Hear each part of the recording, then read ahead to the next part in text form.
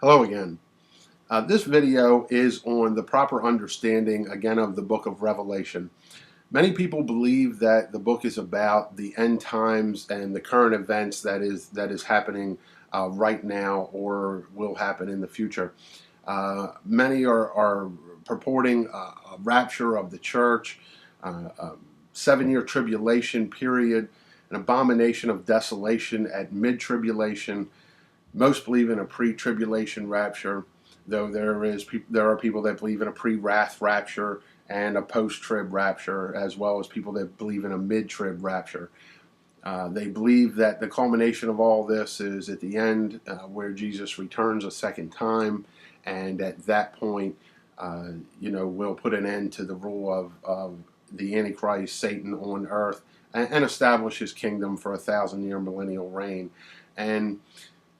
And then go on from there as the beast returns, as Satan returns, and then is finally destroyed, and then we go into forever. I want to clearly state that the book of Revelation is not about that.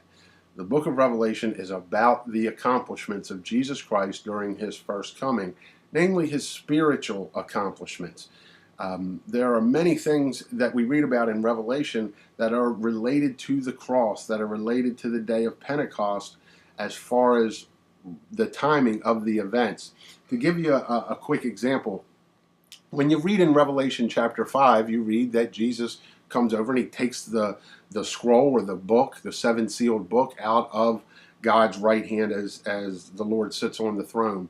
At that point, everyone sings a new song and begins to worship the Lamb, saying, "Worthy is the Lamb to receive all honor, power, and glory and blessing."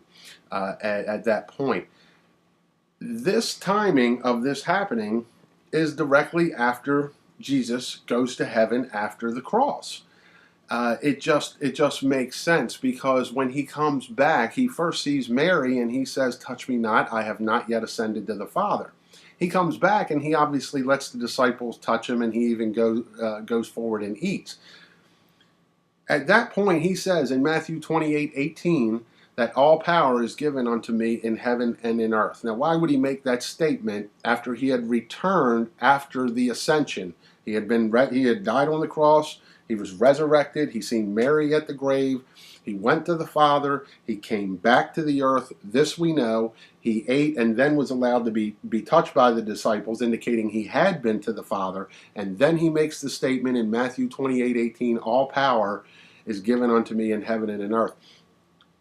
Again, why would that statement be made? And I want to give a quick answer to that. That is because he had been to God the Father. And if you read Revelation 4:1, you see a door open in heaven, and John goes through that door and he goes to the throne of God. He describes the throne of God in Revelation 4. And in Revelation 5, Jesus takes that scroll as the one that is worthy, and he begins to open those seals. When he takes that book, that is when everyone gives him all the worship and blessing and honor and so forth. And you see him in Revelation 5 as a lamb that had been slain.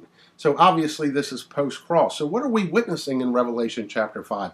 We are witnessing what happened directly after Jesus' resurrection at the tomb when he ascended to the Father. This is what we are beginning to witness, beginning actually in Revelation 4:1. We have more videos on this, and we'll get into this deeper into some other videos. But until then, God bless. Come visit us over at Bibleknowledgeonline.com.